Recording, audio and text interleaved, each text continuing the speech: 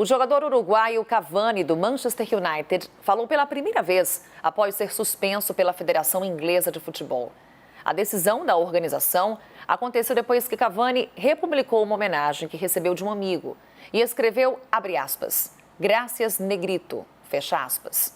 A expressão negrito foi considerada racista.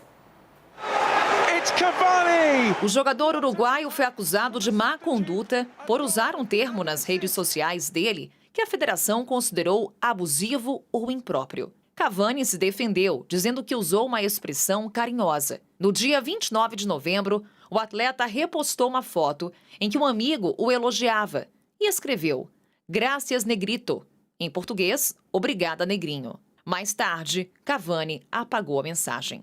Além da suspensão, o jogador também foi multado em cerca de R$710 mil. O Manchester United afirmou que Cavani foi mal interpretado, mas que não vai recorrer da punição. O uruguaio afirmou através das redes sociais que aceita a sanção, mas que apenas usou uma expressão de carinho a um amigo. Vamos falar com o jornalista e CEO da revista Raça, Maurício Pestana, que está conosco mais uma vez. Pestana, obrigada pela sua presença aqui no Jornal da CNN. Boa noite. Boa noite, Carol. Boa noite a todos. Bem, Pestana, o ano de 2020 foi marcado por vários atos de racismo no esporte. Outro caso recente no futebol, a gente lembra, foi o caso de um comentário racista de um dos árbitros de um jogo de futebol, partida entre o PSG e o Istambul Basaksehir, tanto que aquele jogo foi adiado por uma reação dos próprios jogadores. E minha pergunta é essa: o que reações como essa dos jogadores, no caso do jogo do PSG e do Istambul, e até mesmo uma punição como essa ao jogador Cavani, conseguem inibir atos racistas?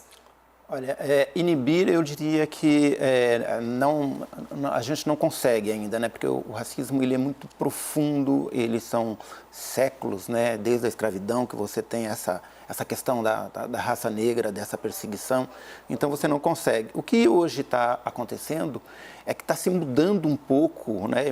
Está se discutindo muito mais, e sobretudo nesse ano de 2020, se discutiu em todas as áreas, no esporte, na política, na economia, na saúde, né? Todas as questões estão ligadas ao racismo. Esse caso, alguns dirão até, mas será que foi muito forte, né? Foi uma brincadeira? Mas é que foram tantos séculos negando isso, não só no Brasil como no mundo, que agora eu acho que talvez tenha que ter um certo exagero também para ver se a gente consegue minimizar essa questão. Então vamos olhar bastante para 2020, como você falou, o racismo ficou em evidência, o assassinato de George Floyd, um homem negro por um policial branco, foi o caso mais emblemático de racismo. O crime desencadeou uma série de manifestações contra o racismo nos Estados Unidos e depois vimos esse mesmo país, os Estados Unidos, elegendo a primeira mulher negra na vice-presidência, Kamala Harris. Essa eleição de Kamala Harris é, por exemplo, um reflexo das manifestações contra o racismo que vimos no mês de maio nos Estados Unidos? Eu diria que não só isso, mas também a própria eleição nos Estados Unidos houve um choque muito grande das manifestações. Houve uma interferência muito grande no resultado das manifestações, porque o discurso sobre a questão racial foi pautado dentro desta discussão, dentro das eleições. E, é claro, eu não poderia afirmar aqui que isso foi fundamental, né, porque com o presidente Trump ele cometeu vários equívocos, inclusive como lidar a questão racial nos Estados Unidos desde o início, desde que ele foi eleito, mas teve um forte componente, sim, nos Estados Unidos, a questão, inclusive do corona, que quando ele chega nos Estados Unidos, os mais afetados são a comunidade negra, que é a comunidade mais pobre, por mais que você tenha um desenvolvimento econômico muito forte dos negros nos Estados Unidos, mas ainda o racismo estrutural daquela sociedade faz uma diferença econômica muito grande. Vamos olhar um pouquinho para o Brasil, Pestana, porque ainda acompanhamos cenas de violência contra negros no nosso país, cenas de desigualdade racial. Um caso recente que a gente pode lembrar aqui foi o caso daquele homem negro, João Alberto, espancado até a morte no estacionamento de um supermercado. Por que a gente não evolui, Pestana? Essa evolução, ela passa necessariamente por políticas públicas? Sim, no caso do Brasil, o problema maior é que nós negamos essa questão durante séculos, né? O século XX inteirinho, que eu costumo chamar de século da exclusão, nós negamos que havia racismo no Brasil.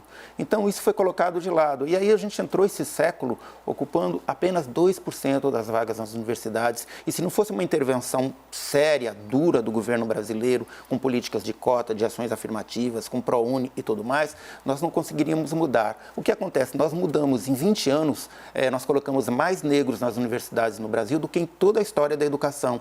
E hoje, tendo um número maior de negros mais preparados, né, disputando o mercado, tendo uma ascensão econômica também rápida, embora ainda haja muita desigualdade, é claro que isso também tem chocado, tem afrontado, porque alguém vai ter que perder um pouco, vai ter que dividir um pouco, e isto o racismo está aparecendo muito mais. Inclusive também por conta da comunicação, das redes sociais. Hoje, né, há uma frase na internet que eu gosto muito, que circula, que não é que o racismo aumentou, hoje o racismo está sendo filmado. Então o racismo é muito rápido, ele é filmado e ele é colocado para o mundo, e aí as pessoas têm que se manifestar. Rapidamente, Pestana, para a gente finalizar, o que esperar de 2021 nesse assunto, nesse aspecto? Olha, eu não tenho dúvidas de que nós vamos continuar, a questão racial vai continuar pautando a política, a economia, o esporte, porque se você ver ao longo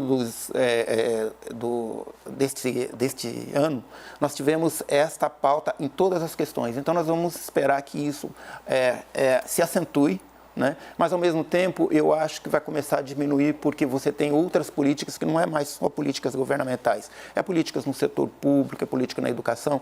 Ou seja, a grande frase, eu acho muito legal, é que não basta você ser racista, você tem que ser antirracista. Aliás, eu diria que se aquelas pessoas, tanto no supermercado aqui ou como lá nos Estados Unidos, se aquelas pessoas que viram o assassinato fossem antirracistas, elas parariam e aquelas tragédias não aconteceriam.